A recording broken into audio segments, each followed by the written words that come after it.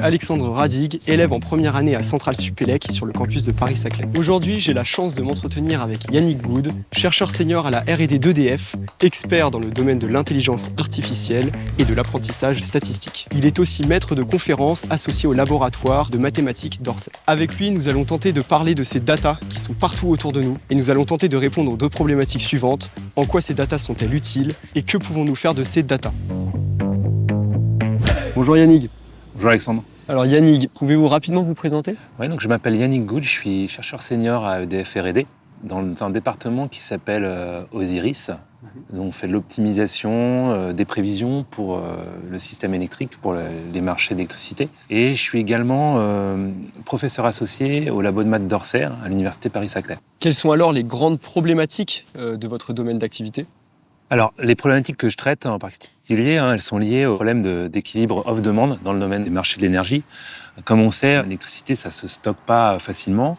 Donc, il faut faire en sorte que la production d'électricité faite par EDF s'ajuste à la demande de ses clients. Et donc, pour ça, on a développé des modèles de prévision de la demande.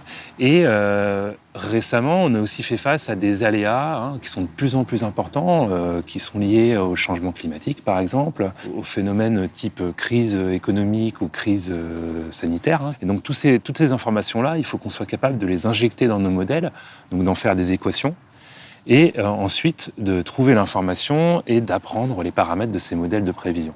D'où l'importance de la R&D. Oui, tout à fait. Donc, on est une équipe de chercheurs à la R&D qui mettons en place ces modèles, qui cherchons à les alimenter en nouvelles données, à les rendre plus adaptatifs au changement, par exemple. Et on collabore aussi beaucoup avec des universités, des partenaires académiques, notamment ici sur le plateau de Saclay. Alors justement, quels sont les risques que vous devez gérer dans votre domaine d'activité? Notre cœur de métier, c'est justement l'analyse du risque, la prévision, l'anticipation des risques qu'il peut y avoir. Et plus on est capable d'anticiper à l'avance avec une précision importante quelle va être la demande, par exemple, plus on est capable de s'ajuster aussi à l'avance, de planifier de manière optimale les maintenances des moyens de production, d'acheter de l'électricité en quantité suffisante à un prix inférieur que si on le fait au dernier moment. Donc on se rend bien compte en fait de l'importance aussi des modèles prédictifs dans ce domaine. Alors vous parliez de l'offre et de la demande, de cet équilibre. Comment EDF fait-il concrètement pour satisfaire cette augmentation de la demande en énergie?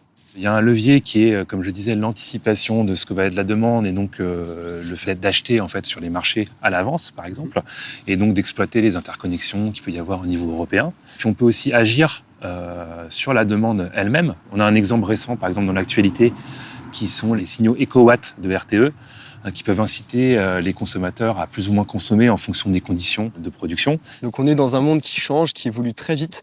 Quel est l'avenir pour la data et les données? On travaille beaucoup sur les thématiques de deep learning, qui sont une des branches très importantes de l'intelligence artificielle et qui offrent des capacités prédictives très intéressantes.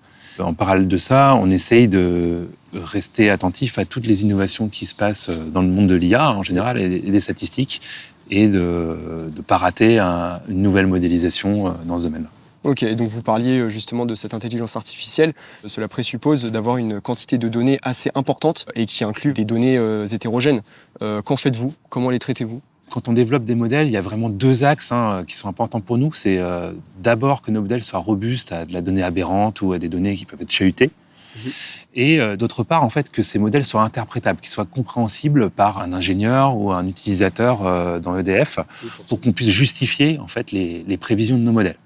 Sur un domaine comme l'énergie, qui est un domaine critique, c'est vraiment indispensable.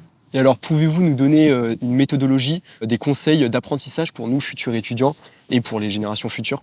Les étudiants dans le domaine de la data, mais je pense que c'est valable ailleurs, donc ils sont capables d'apprendre à fond un domaine, de se spécialiser sur une thématique. Ce que je voudrais leur conseiller, c'est de garder les yeux ouverts aussi sur un grand nombre de domaines, particulièrement en IA, où il y a énormément de choses qui sortent, d'être capable de lire un grand nombre de choses un peu en diagonale, qui ensuite viendront nourrir leur domaine d'expertise. C'est là, je pense, la plus-value qu'ils vont avoir dans les années à venir, être capable de faire le tri dans un domaine en pleine évolution, en très grande dimension.